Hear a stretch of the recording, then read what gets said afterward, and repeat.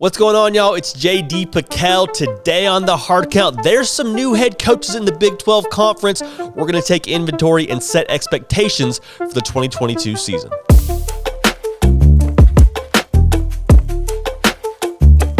Welcome into CFB with JD, the People's Channel. Whoa, just hit the mic there.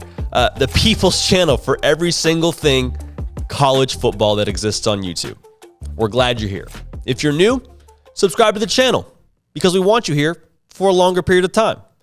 You actually drive the show. Armstrong Sims, Jack McKenzie, they make the real magic happen. So the fact of the matter is we got some new faces in the Big 12 Conference. 3 new head coaches will be making their debut next season. Among them, Joey Mcguire, Sonny Dykes, and Brent Venables, all at Texas Tech, TCU, OU, respectively. It's a really exciting time to be in the Big 12 Conference. So much transition, so much change, but we're just going to go down the list here because I think they're all very different and interesting hires in their own right, all obviously different backgrounds, but I think they're going to have an impact on the league, some bigger than others, and I'm just excited to see what they do. So we're going to give you our 2 cents, set some expectations for what we think they're going to do in the coming season. Without further ado, Joey Mcguire was at Baylor a season ago, half a season ago, I guess you should say, is now the new head man in Lubbock. Going to be the Texas Tech head coach. First time being a head coach. The thing that is interesting about Texas Tech is I think the perception of them was, oh man, when are they going to fire Matt Wells? When is that going to happen? It's got to happen soon, right? Y'all, they played for a bowl game. They were actually in position to make a bowl game when Matt Wells was let go. We have this perception that Texas Tech is rebuilding or whatever it may be. They beat the brakes off a pretty good Mississippi State team in their bowl game. And you're telling me that we need a new head coach? We're going to put in a better head coach and be better than 7 wins? Sounds like a deal to me. And I think that's the most interesting thing. Joey Mcguire, I have zero doubts, is going to be a smash hit. How long it takes him, I don't know. He's going to be great for Texas Tech. Just believe me on this. In terms of a hire, A+. In terms of this next season, I don't see any reason why they can't win 8 games. I wouldn't even be shocked if they won 9 games. Why? Because they have some things that are coming back and some things that are already built out. The defense looked really solid against a good Mississippi State offense. They're going to be able to build on that. They got some players there. At quarterback, you're going to find yourselves in a quarterback battle. Tyler Shuck's coming back. Donovan Smith went berserk at the end of the year.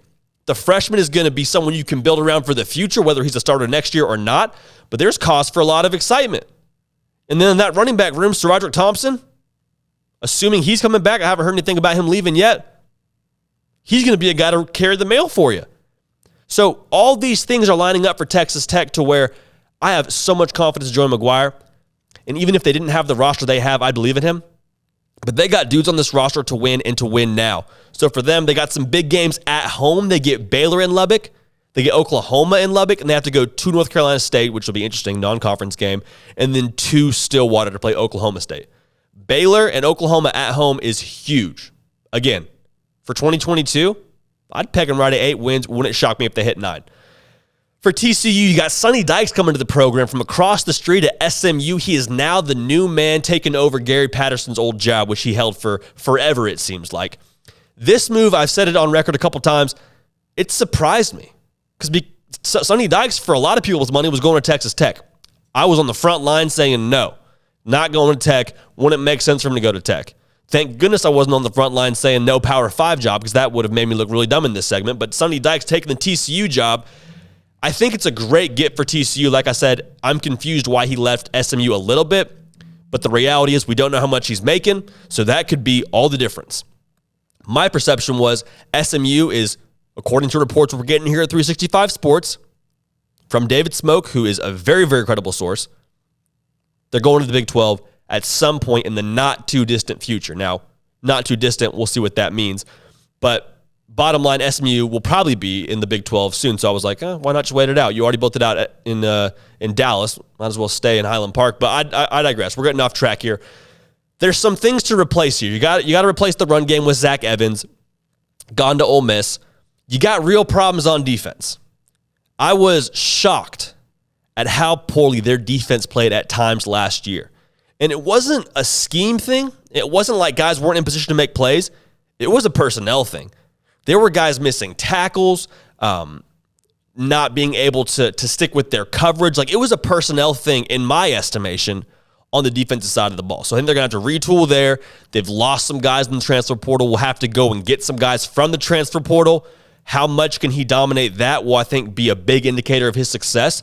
The real wild card, the thing that could just make TCU a monster to deal with next year, will be if Chandler Morris can prove that he is the guy that beat Baylor.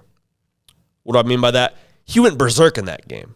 Had the game of his life, was an OU transfer, so Lincoln Riley recruited quarterback, which should carry some weight. If he can be that guy on a semi-weekly basis, it's going to be problems for the rest of the league.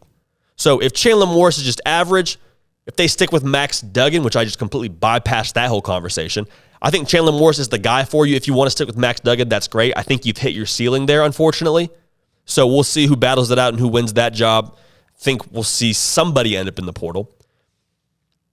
I think it's Chandler Morris, just for the record.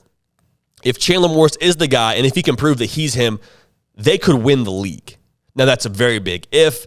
That's probably a hotter take than I'm comfortable with making, but that's how much I think Chandler Morris could impact this program as they move forward. So let's just say Chandler Morris is pedestrian, or Max Duggan's the quarterback, or whatever you want to say. They're probably still going to fight to be a bowl team. I truly believe that. I don't think they'll stay down for long, and I believe in Sonny Dykes and the way that he runs his program.